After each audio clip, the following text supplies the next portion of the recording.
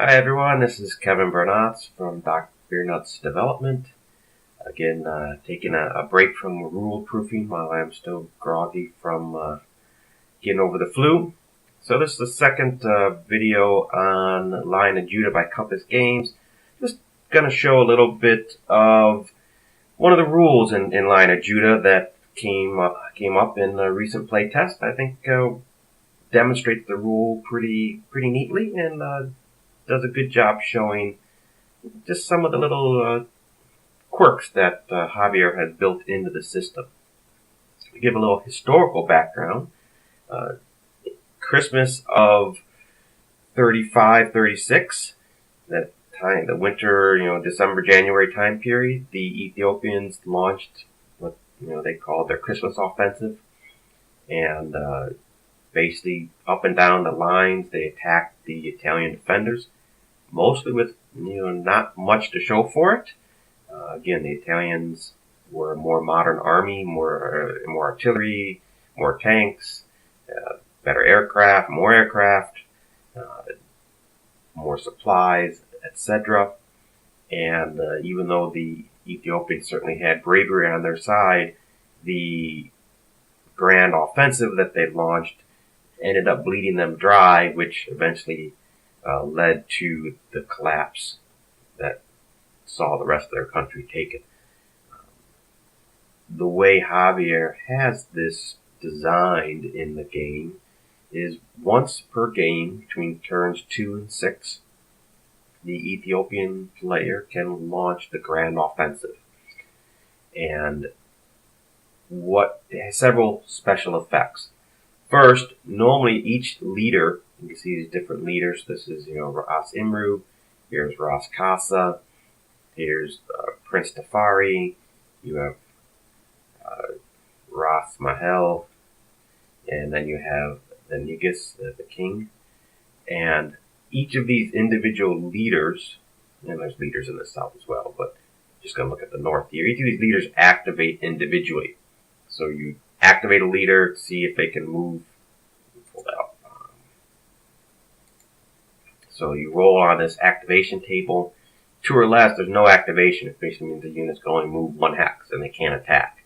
On a 3, it's half activation. So the leader and half the other units can move full movement. Everyone else only gets to move 1 hex and can't attack.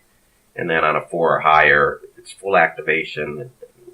There's one tribe, Ras Imru, can get up to a 7, which gives them a +1 on any combat they're involved in. And so you don't know how well the units are going to be able to move each turn.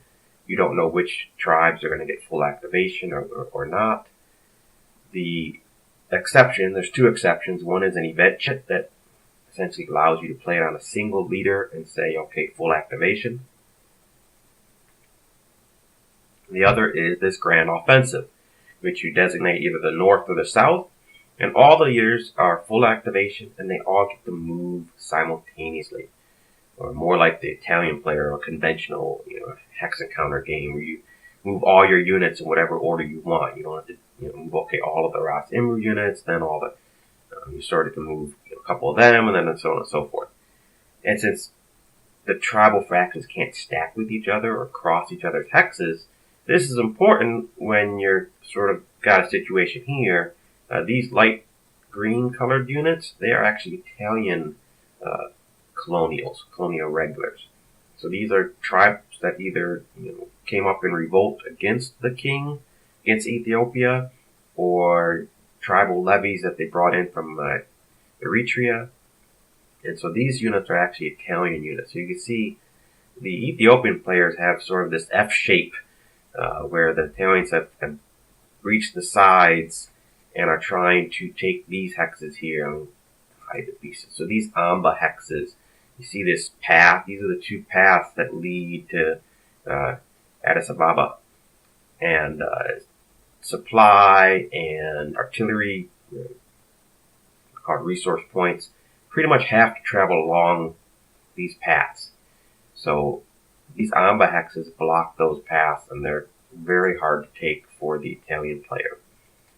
So they've been pushing to sort of come around and battle on these Amba hexes. And they snuck in some of these colonial regulars behind the lines. So the Ethiopian player decided to launch his grand offensive. And so he basically gets to move all of his units. So he moves up the king and moves to different tribes. Now, in addition to allowing all the tribes to activate simultaneously, it also gives a 2-column shift in their advantage to any combat. They're inspired warriors, and they're going to have a much greater chance of inflicting losses on the enemy when they're launching their grand offensive. However, all losses on their side go up by 1, so they're going to get a minimum of 1 loss no matter what. And they have to launch a minimum of 3 attacks. So if they do a grand offensive and launch less than 3 attacks, for every attack under 3, it's going to cost them 2 victory points. So you could declare a grand offensive and launch no attacks. It's going to cost you 6 victory points. You do gain extra reinforcements for that. So there's, if you feel like the extra reinforcements will save you more than 6 victory points, perhaps it's worth it. But most of the time when you launch the grand offensive, your goal is going to be to inflict step losses on the Italians. And part of that can be a situation like this, where you have this really messed up front line and you need to do something to address that. And the other part can be the fact that Italian step losses count as victory points against the Italian player. So for every 2 step losses the Italian player loses, that's a -1 victory point. So if you're able to inflict 3-4 step losses during the grand offensive, that's a couple victory points that you've taken away from the Italian player. So let's see what the Surge. So you can see they've got 3 attacks. They have the Showa tribe, the red tribe, attacking here. They have the Ras Kasa and some of the Ethiopian Imperial Guard attacking here. And then Prince Tafari and some of the Imperial Guard attacking here. I think actually he changes one of these guys to help out. Yeah, they basically have 3 attacks. And I'm just going to quickly go through. Net effect is that you have, let's show you the CRT. Ethiopians have their own CRT. That's a different CRT than the Italian CRT. I'm just going to pull that up.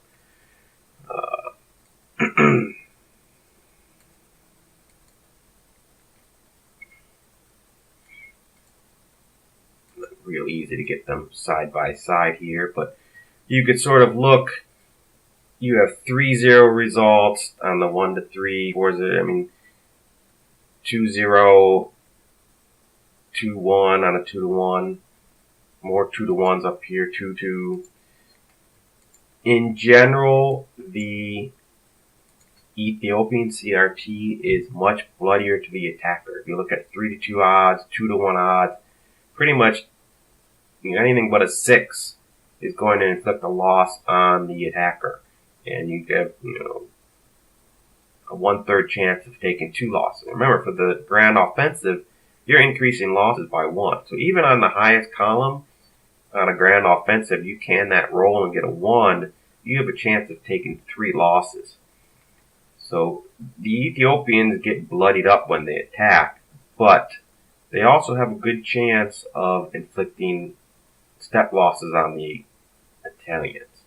Now, unlike on the Italian CRT, if you look, you're not going to inflict 2 step losses until you get to the 4 to 1, unless you're able to get that +1 and you roll 6 on the 3 to 1.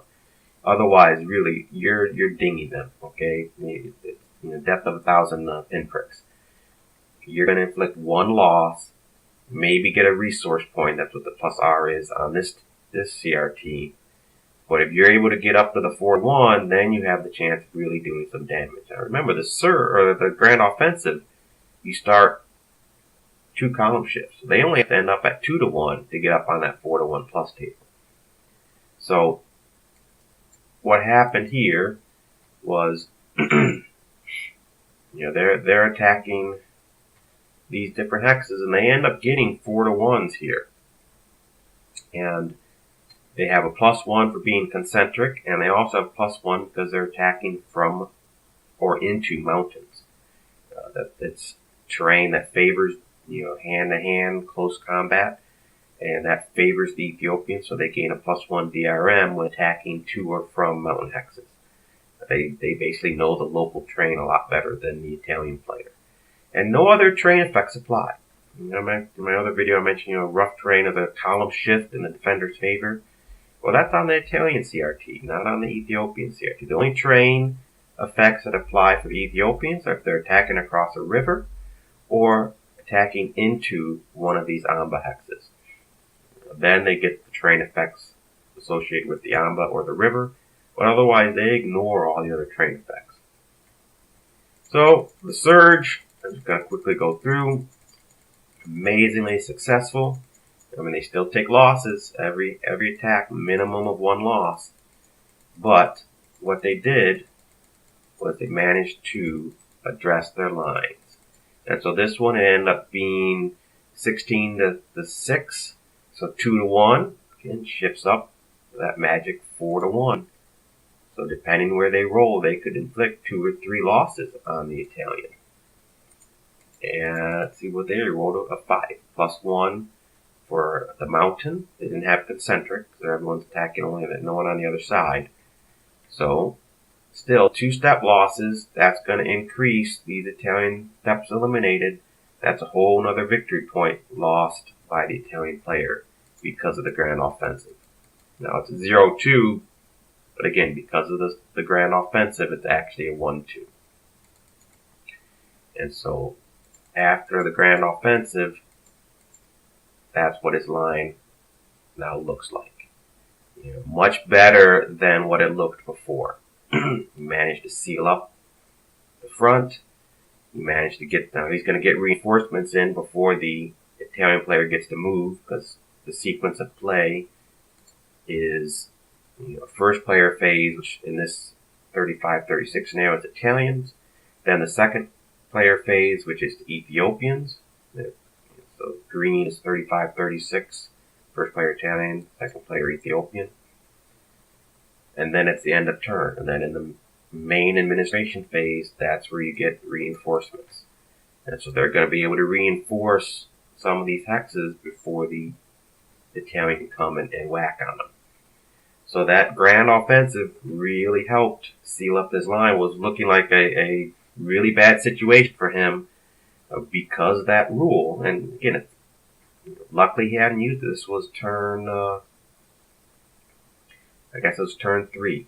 So he didn't use it in turn 2, and he was able to use it in turn 3 and really solidify his line.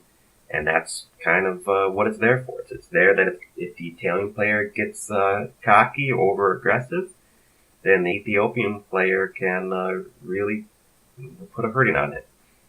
So it's another little quirk that Javier has in the game that captures some of the historical nuances that occurred in this conflict.